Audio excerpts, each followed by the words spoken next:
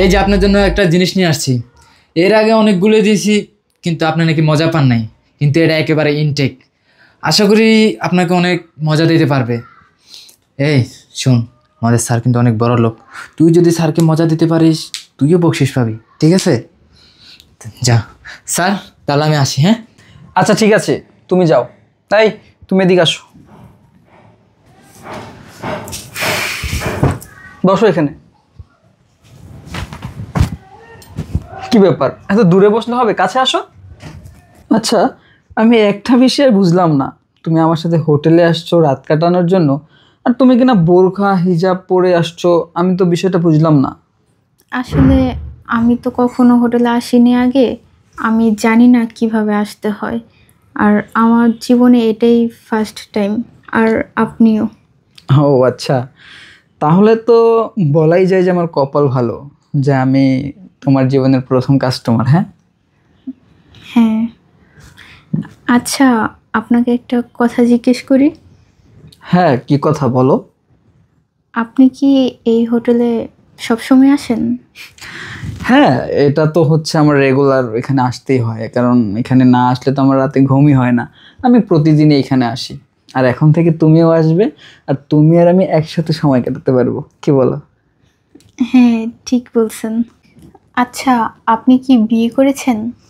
হ্যাঁ, আমি বিয়ে করেছি। তাহলে আপনি হোটেলে কেন আসেন? হোটেলে আসবো না তো কি করব? আমার ওয়াইফ আমার চাহিদা মেটাতে পারে না। আর তাছাড়াও ওকে আমার এমনিতেও ভালো লাগে না। আমি তো ওকে বিয়েও করতে চাইনি। আমার মা বাবা জোর করে ওর সাথে আমার বিয়ে দিয়েছে।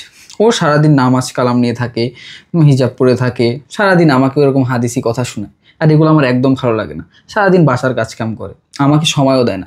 আমি যদি বলি আমার সাথে একটু সময় কাটাতে, ও আসে না, ও আমাকে সময় দিতে চায় না। ও বলে এটা করতে ওইটা করতে, নামাজ পড়ো, হ্যান ত্যান। এইগুলো আমার একদম বিরক্ত লাগে। যার কারণে আমি ওকে বিয়ে করতে চাইনি। একটা অশিক্ষিত খ্যাত গ্রামের গাইয়া ভূত আমার মা বাবা জোর করে ওর সাথে আমার বিয়ে দিয়েছে। তাই জন্য তো আমি হোটেলে আসি। হোটেলে এসে নিজের শারীরিক চাহিদাও মেটাই, মজাও পাই। আর ওর সাথে কি আমার যায় বলো? ও কোথাকার একটা গাইয়া ভূত, অশিক্ষিত, আর আমি একটা স্মার্ট ছেলে। আমার বউ হবে স্মার্ট, মডার্নভাবে চলাফেরা করবে, যেন মানুষ দেখলেই তাকিয়ে থাকে, দেখলেই যেন মানুষ বলে ওয়াও। আর ও ও যেভাবে চলাফেরা করে, ওর দিকে তো কেউ ফিরেও তাকায় না। এই জন্য আমার একটুও ভালো লাগে না। যদি আপনার বউ কখনো জানতে পারে আপনি হোটেলে আসেন, তখন? আরে না, আমার বউ কীভাবে জানতে পারবে? ও তো কখনো বুঝতেও পারবে না যে আমি হোটেলে আসি। আর জানলেই বাকি, ডিভোর্স দিয়ে দিব।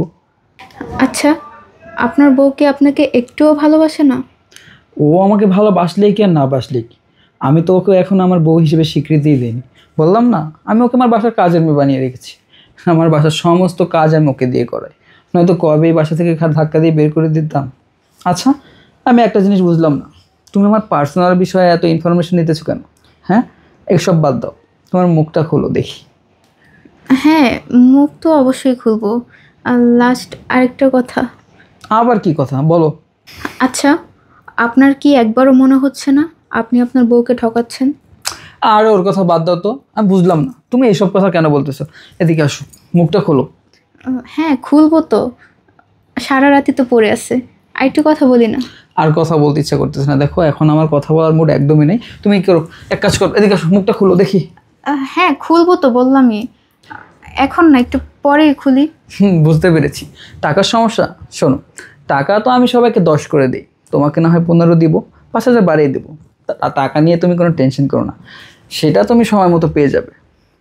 এখন আসো। না, টাকা নিয়ে কোনো সমস্যা নেই। আসলে হঠাৎ করে তো এই জন্য একটু আনইজি ফিল হচ্ছে। বুঝতে পারছি, দাঁড়াও। তোমার তো 15 তো হবে না, তোমার কত টাকা লাগবে বলো? তোমার যত টাকা লাগবে আমি তত টাকা দিব। টাকা নিয়ে আমার কোনো সমস্যা নেই, আমার টাকা পয়সার অভাব নেই। আমার তো টাকা খাওয়ার মানুষ নেই। আমি সবসময় এরকম হোটেলে আসি, আর যাকে ভালো লাগে তাকে আমি ইচ্ছা মতো টাকা দিই। আর তোমাকেও আমার অনেক ভালো লাগছে, তোমার যত ইচ্ছা শুধু এখান থেকে টাকা নিতে পারো, কোনো সমস্যা নেই। আর যদি তোমার মন চায়, এখানে 1 লাখ টাকা আছে, পুরোটাই রাখো। হবে? তোমার অনেক টাকা, তাই না? আর এই টাকার গরমে এই হোটেলে প্রতিদিন একটা করে মেয়ে নিয়ে আসো।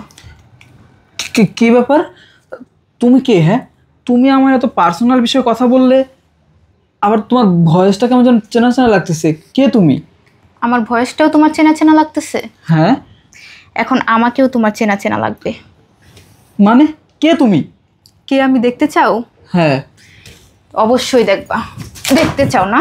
দেখো কি আমি। তুমি? হ্যাঁ আমি। আমি চিনতে পারছো? হ্যাঁ না এখন বলবা যে তুমি আমাকে চিনো না?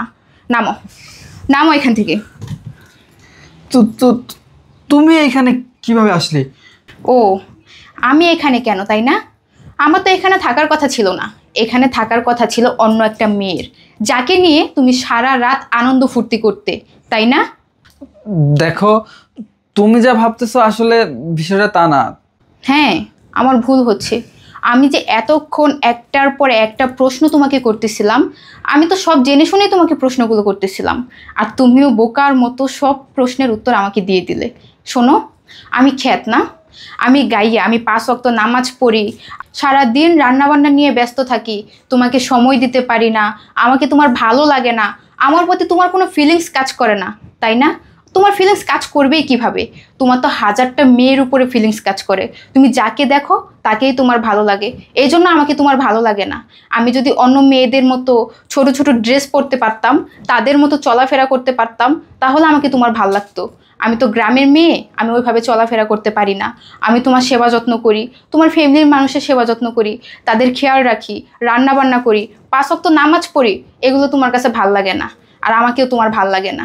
ঠিক আছে, আমাকে যেহেতু তোমার ভালোই লাগে না, তাহলে আমার সাথে তোমার থাকতেও হবে না। আমি চাই না জোর করে কখনো তুমি আমার সাথে সংসার করো। তোমার যাকে ভালো লাগে, যার প্রতি তোমার ফিলিংস কাজ করে, তুমি তাকেই নিয়ে সুখে থাকো, তাকেই তুমি বিয়ে করো। আমাকে নিয়ে তোমার থাকতে হবে না, আর আমিও তোমার পথের বাধাও হব না। দেখো, আমি না ভুল করে ফেলেছি। আসলে আমার বোঝা উচিত ছিল, তোমার কথাগুলো একটু শোনা উচিত ছিল। তুমি আমাকে একটা সুযোগ দাও, আমি আর কখনো এরকম হোটেলে আসবো না, কোনো অন্য মেয়েদের সাথে চলাফেরা করব না, কথাও বলবো না। হোটেলে আসা তো দূরের কথা, তুমি আমাকে যেভাবে বলবে আমি সেভাবে চলাফেরা করব, নামাজ কালাম পড়বো, তোমার মনের মতো হয়ে দেখাবো। তুমি আমাকে একটা সুযোগ দাও। এখন আর মাপ চেয়ে কী হবে বলো? যা দেখার তা তো আমি নিজ চোখেই দেখে ফেলেছি। তুমি হয়তো ভাবতেছো আমি এখানে কিভাবে আসলাম। শোনো, তোমার কাছের একটা বন্ধু আমাকে অনেক দিন ধরেই বলতেছিল, কিন্তু আমি বিশ্বাস করিনি। আজ তো নিজের চোখেই সব কিছু দেখলাম। একটাবার ভেবে দেখেছো, তুমি হোটেলে রোজ রোজ মেয়ে নিয়ে আসো, কিন্তু আমি কখনো কোনো ছেলের সাথে কথা পর্যন্ত বলি না। আমি আমার ইজ্জত ঠিকই হেফাজতে রাখছি, কিন্তু তুমি তোমার ইজ্জত সবাইকে বিলিয়ে দিছো। তোমার নিজের কাছে একবারও অপরাধ বোধ মনে হচ্ছে না যে তুমি একটা জীবন নষ্ট করে দিছো? আমার জীবনটা তুমি নষ্ট করে দিছো। আমার এখন কি হবে বলো?